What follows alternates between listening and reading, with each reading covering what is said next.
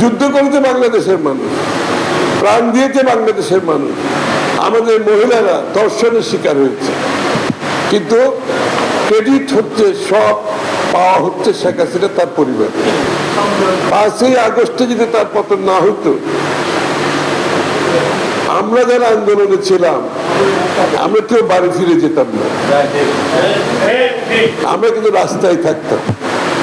সে যতই নিষ্ঠুর হোক, যতই হত্যাকাণ্ড চালাক, যতই জেল জুলুম করুক, আমরা যারা রাস্তায় ছিলাম 15-16 বছর আমাদের আন্দোলন কিন্তু অব্যাহত থাকবে। বিকেলবেলা প্রধান উপদেষ্টার আহ্বানে আলোচনায় অংশগ্রহণ করার জন্য গিয়েছিলাম। সেখানে অত্যন্ত হৃদ্যতাপূর্ণ পরিবেশে তার সাথে আমাদের কথা হয় এবং তিনি আমাদেরকে বলেছিলেন 4-5 দিনের মধ্যে নির্বাচন সম্পর্কে সুনির্দিষ্ট সুস্পষ্ট বক্তব্য প্রকাশ করা হবে। আমি 12 দলীয় জোটের পক্ষ থেকে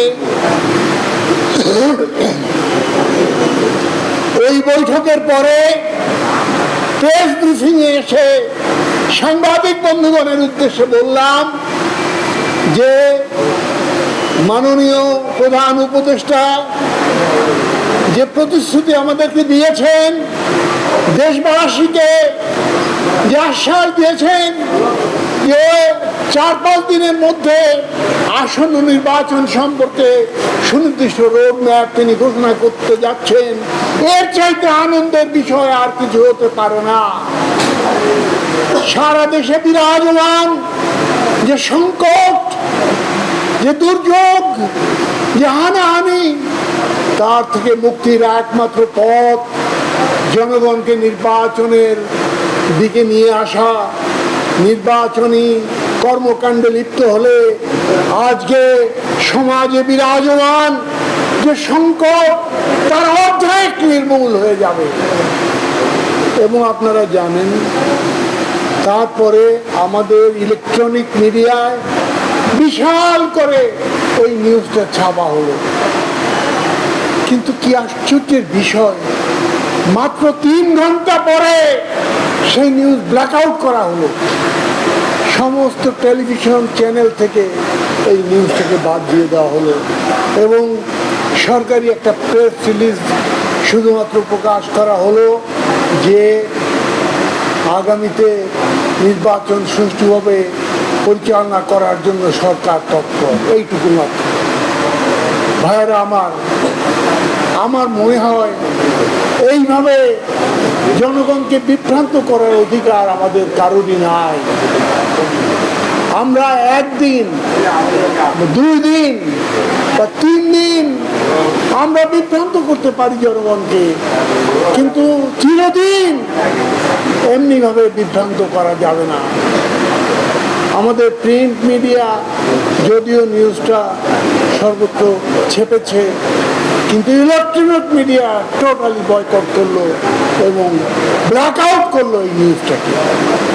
আমি জানি না এর উদ্দেশ্য কি, আমি জানি না সরকারের ঊর্ধ্বতন মহল কি পরিকল্পনা নিয়ে আগাচ্ছেন, কিন্তু আমি এটুকু জানি যে নির্বাচন ছাড়া মুক্তির কোনো পথ নেই। এই অরাজকতা থেকে দেশ এবং জাতিকে বাঁচাবার অন্য কোনো পথ নেই। ভাইয়েরা আমার, আজকে এই জুলাই বিপ্লবের স্মরণে আমরা যারা এখানে একত্রিত হয়েছি তাদের কাছে আমার বক্তব্য, 1 বছর আগে যে ঐক্য আমরা সূচনা করেছিলাম সেই ঐক্যকে পথভ্রষ্ট করার জন্য নানান ষড়যন্ত্র শুরু হয়েছে বিভিন্ন মহল থেকে।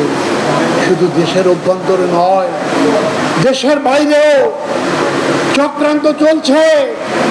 দিল্লিতে বসে ষড়যন্ত্র হচ্ছে, ওয়াশিংটনে বসে ষড়যন্ত্র হচ্ছে আমাদের দেশের গণতন্ত্রের অগ্রযাত্রাকে ব্যাহত করার ষড়যন্ত্র শুরু হয়ে গিয়েছে।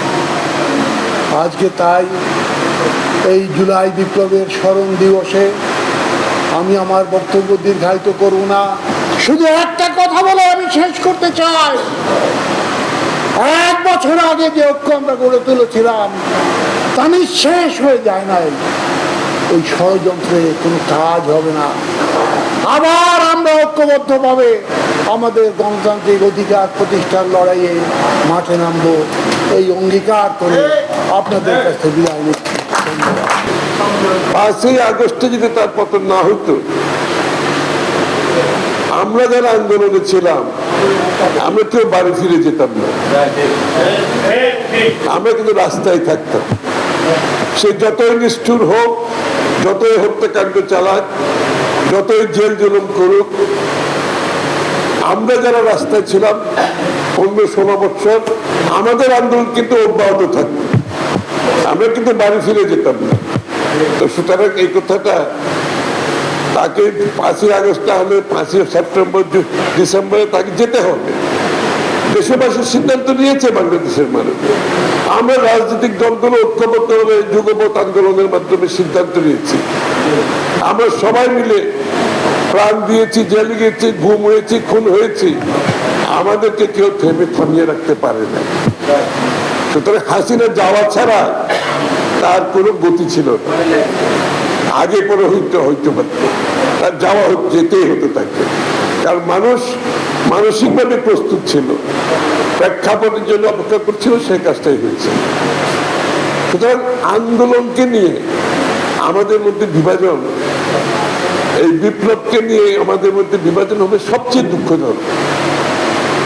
পুরো জাতি ঐক্যবদ্ধভাবে এই আন্দোলনে ছিল, যার যার অবস্থান থেকে সবাই কাজ করেছে। এই আন্দোলন হাইজ্যাক করার কোনো সুযোগ নেই।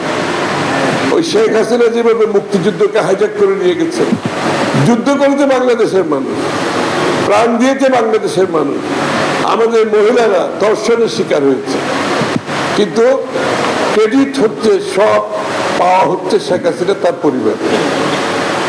এইটা আমরা বাংলাদেশে পুনরাবৃত্তি করতে দিতে পারি না।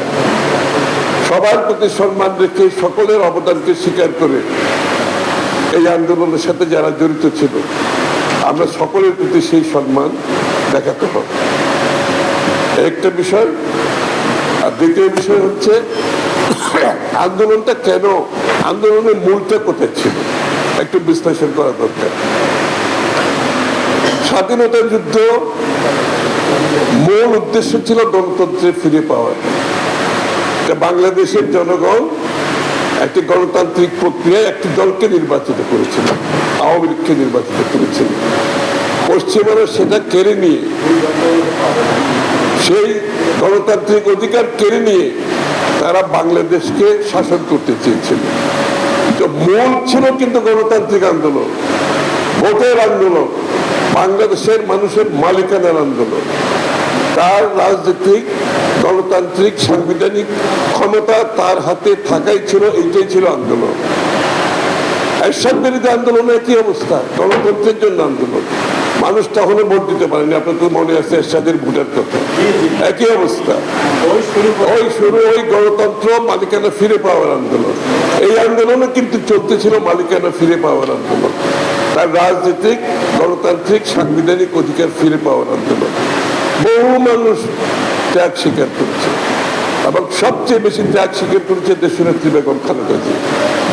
ওনাকে গ্রেফতার করার পরে বাংলাদেশের সাধারণ মানুষের মনে যে ক্ষোভ সৃষ্টি হয়েছে, কারণ ওনাকে গ্রেফতার করার উদ্দেশ্য তার কিছু না, একটাই ছিল যে ওনাকে জেলে রেখে নির্বাচন করা তাদের জন্য অনেক সহজ হয়ে যাবে।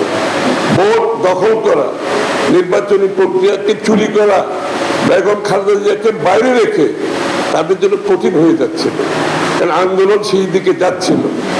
ওনাকে জেলে নিয়ে 6-7 বছর জেলে রেখে শেখ হাসিনা অব্যাহতভাবে চালিয়েছে। তো সুতরাং সারা দেশের মানুষের, আমরা এই জায়গাটাতে কোনো বিভাজন সৃষ্টি করতে চাই না। যেহেতু বিএনপির বেশি লোক মারা গেছে, বেগম খালেদা জিয়া জেল খেটেছে, অসুস্থ হয়ে মৃত্যুমুখী হয়েছে, তারেক রহমানকে মিথ্যা মামলার যে দেশ থেকে আসতে দেওয়া হয়নি, এবং বিএনপির নেতাকর্মী সর্বস্তরে আমাদের যারা সহযোগী যুগপৎ আন্দোলনে, তাদের যদি আপনি সংখ্যা আপনি দেখতে চান সবচেয়ে বেশি, কিন্তু তাই বলে কি আমি আন্দোলনের কৃতিত্ব আমি কি দাবি করতে পারবো? বিএনপিকে দাবি করেছে আন্দোলনের কৃতিত্ব। বিএনপি কি বলছে? আমরা যুগপৎ আন্দোলনে যারা ছিলাম তারা আমরা কি বলছি? এটা বাংলাদেশের মানুষের আন্দোলন। এই কৃতিত্ব নিয়ে আমাদের মধ্যে যদি বিভাজন সৃষ্টি করে কেউ, আমার মনে হয় এইটা, এই ঐক্যের যে বিষয়টা আমরা বারবার বলছি, সেই ঐক্যটা কিন্তু থাকবে না। ঐক্য বলতে কি বোঝায়? ঐক্য হচ্ছে আমাদের কিছু কিছু ইস্যুতে জাতীয় ঐক্যবদ্ধ থাকতে হবে।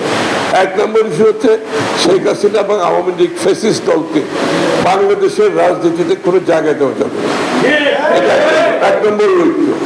দ্বিতীয় ঐক্য হচ্ছে বাংলাদেশের গণতান্ত্রিক অর্ডার ফিরিয়ে আনতে, বাংলাদেশের মানুষের মালিকানা ফিরিয়ে দেওয়ার জন্য যে আন্দোলন হয়েছে সেটাকে সফল করতে হলে আগামীতে আপনাকে বাংলাদেশে একটি নির্বাচিত সংসদ সরকার আসতে হবে, জনগণের ভোটের মাধ্যমে, মালিকের ভোটের মাধ্যমে, যেই সরকার জনগণের কাছে দায়বদ্ধ থাকবে, জবাবদিহি থাকবে। এখন সমস্যাটা কি হচ্ছে? এখন তো একটা সরকার তো আছে, জনগণও আছে, কিন্তু সরকার আর জনগণের মাঝখানে যে সেতু, সেই সেতু নাই। এই জন্য গণতন্ত্রের দরকার। এই সেতু নাই বলে আজকে কেউ কাজ করছে না, পুলিশ কাজ করতেছে না, সরকারি কর্মকর্তারা কাজ করতেছে না, আপনার দেশের অর্থনৈতিক বিনিয়োগ নিম্নগামী, কেউ বিনিয়োগ করছে না। মানে সার্বিকভাবে যে একটা নির্বাচিত সরকারের মধ্যে মানুষ যে তার সিদ্ধান্ত নিতে পারে, অর্থাৎ স্বল্পমেয়াদী, মধ্যমেয়াদী, দীর্ঘমেয়াদী, এই সিদ্ধান্তগুলো সব স্থগিত হয়ে বসে আছে। বাংলাদেশে কেউ বিনিয়োগ করছে না। আমাদের দেশের বিনিয়োগকারীরা বসে আছে, আগামী দিনের নির্বাচিত সরকার আসবে তখন তারা সিদ্ধান্ত নেবে।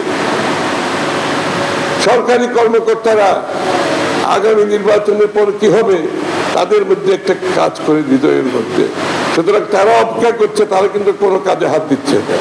পুলিশ তার ভূমিকা পালন করতে পারছে না, আইন শৃঙ্খলা বাহিনী, কারণ ওই যে সেতুটা আছে, সেতু হচ্ছে কারা?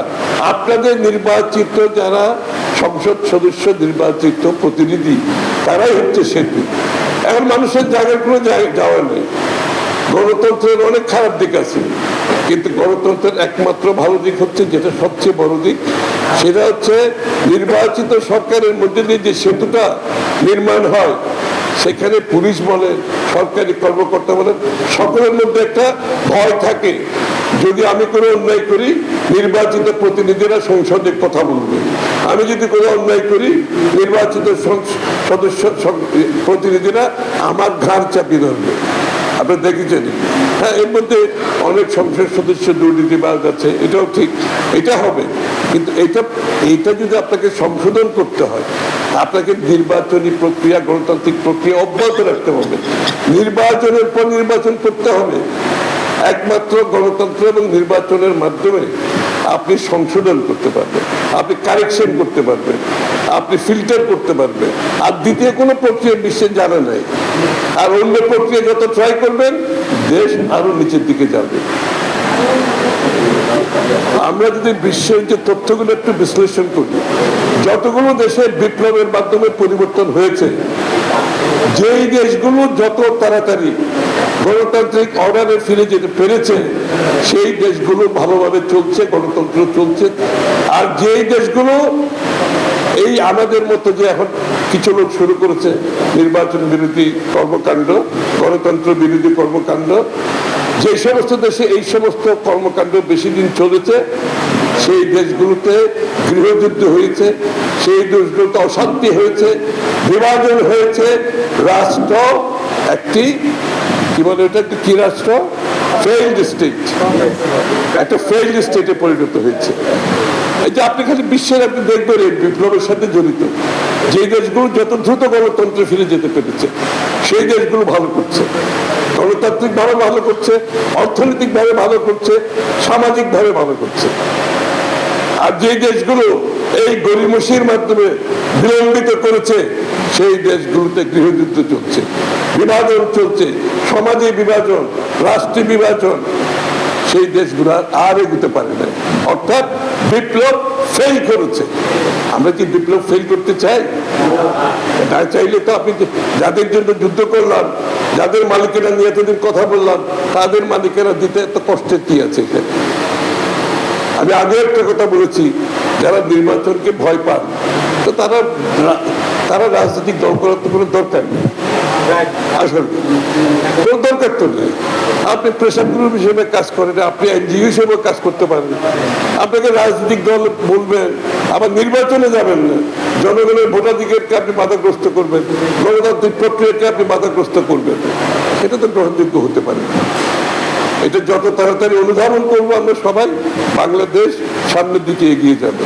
আর যদি এটাকে বিলম্বিত করে ওই জায়গায় নিয়ে যায়, যে সমস্ত দেশে আমি বলেছি গৃহযুদ্ধ হয়েছে, সমাজে বিভাজন হয়েছে, অর্থনৈতিক ভেঙে পড়েছে, ব্যর্থ রাষ্ট্রে পরিণত হয়েছে, সেদিকে তো আমরা যেতে চাচ্ছি না। সেখান থেকে তো মুক্তির জন্য আমাদের এই আন্দোলন, এত ত্যাগ, এত মানুষের জীবন দিয়েছি আমরা সবাই। এতদিন আমরা জেল খেটেছি, বারবার জেলে গেছি, কি জন্য? বিভক্তি সৃষ্টি করার জন্য, ঐক্যের মধ্যে।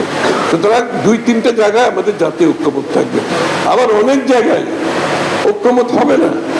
আমরা তো বিভিন্ন দল এখানে, আমাদের সকলের দর্শন তো এক না, সকলের চিন্তা ভাবনা তো এক হতে পারে না, উদ্দেশ্য তো এক হতে পারে না। এই জন্য তো আলাদা আলাদা দল হয়েছে। তো যখন অনেকে ঐক্যের কথা বলে, তারা এটা ভাবে না যে জাতীয় স্বার্থে যে কোনো বিষয়ে আমাদের ঐক্য থাকতে হবে। কিন্তু বিভিন্ন দলের দর্শন, ভাবনা, চিন্তা, নির্বাচনকে নিয়ে দেশ কিভাবে চলবে, অধিকার কিভাবে, তাদের থাকবে এটা। এই বিভেদ না থাকলে তো রাজনীতি হবে না, গণতন্ত্র হবে না। বাংলাদেশের মানুষের তো একটা চয়েস থাকতে হবে। আমরা তো এখানে একদলীয় শাসন বাকশাল করতে বসিনি, আবার আগের মতো শেখ হাসিনার বাপের মতো আমরা তো বাকশাল করতে যাচ্ছি। আমরা সকলকে, সকলের অধিকার, কথা বলার, রাজনীতি করার অধিকার দিয়েই তো গণতন্ত্র করতে চাচ্ছি। এই যে আমরা এখানে বিভিন্ন দলে বসছি আজকে, এটা তো একটা গণতান্ত্রিক উত্তরণ, একটা ভালো দিক। এবং আমরা এই জন্য বারবার বলছি, রাজনৈতিক সংস্কৃতি পরিবর্তন না করলে শত সংস্কার দিয়ে আপনার কোনো লাভ হবে না। ইএফটি ফার্স্টের সাথে ট্রেড করুন যে কোনো জায়গা থেকে, ক্যাম্পাসে ক্লাসের ফাঁকে, ঢাকার জ্যামে বসে কিংবা ঘরে বসে। ট্রেডিং এখন হাতের মুঠোয়, তাই ট্রেড করুন যখন খুশি, যেখানে খুশি।